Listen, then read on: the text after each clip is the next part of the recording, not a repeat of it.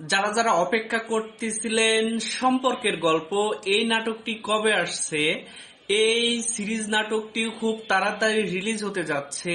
যারা এটা আমাদেরই গল্প নাটকটি দেখে থাকেন, সেই নাটকের পরিচালক মোস্তফা কামাল রাজ, তিনি পরিচালিত নতুন আরো একটি ড্রামা সিরিজ নিয়ে আসছেন, সেটি হচ্ছে সম্পর্কের গল্প। আর সম্পর্কের গল্পে অভিনয় করছেন আমাদের সবার জনপ্রিয় অভিনেতা জোভান এবং তটিনী। তটিনী আর জোভানের অভিনয় যে আসলে মাস্টার ক্লাস, সেটা মোস্তফা কামাল রাজ অবশ্যই বুঝতে পেরেছেন।